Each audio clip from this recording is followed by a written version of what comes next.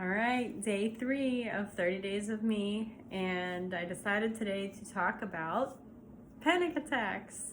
Yay, my favorite.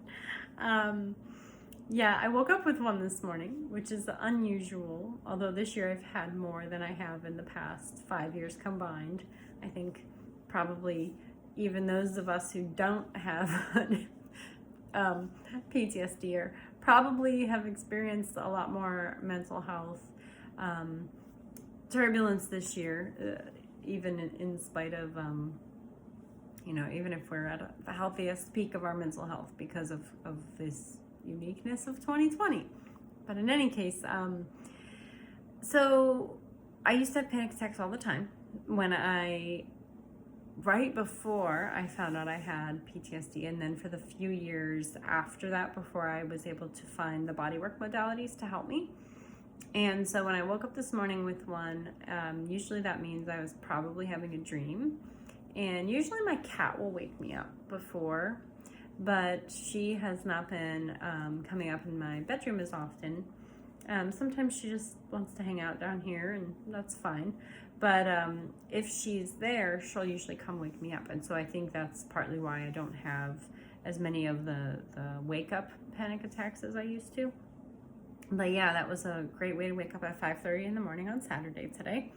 And I tried everything I know how to try. So I do a special meditation type of breathing, which is where you do the 5 to 6 count in, and then you hold your breath for about 4 seconds, and then you release on a count of 5 or 6, and then you hold your breath for 5 seconds. And there's different people who will tell you different numbers.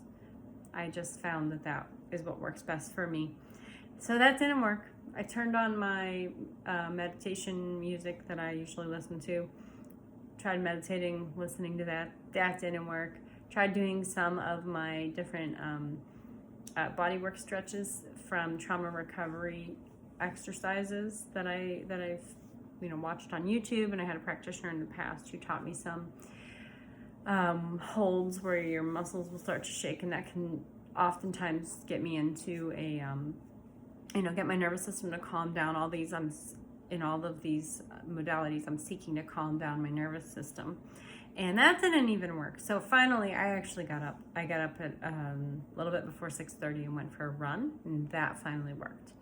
So my point of the talk today is I want to encourage you, if you or someone that you love is going through PTSD or any other type of mental health issues that make it so that they have panic attacks or even high anxieties, these are some helpful things to try. And sometimes one of them doesn't work, and sometimes 2 of them, and sometimes 3 of them, and you just keep trying.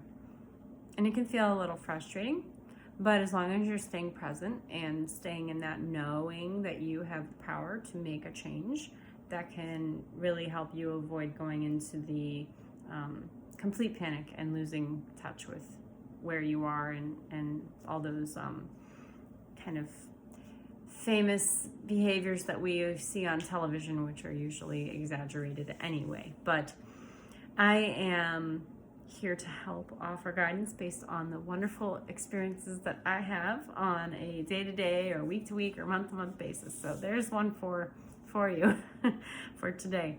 And if you need help seeking out a licensed counselor or psychologist, that is part of how I help people. So feel free to drop me a message for more information. Feel free to follow or subscribe if you're seeing this on YouTube, and share. This is how we help each other. All right, have a great night. Thanks for watching. See you tomorrow.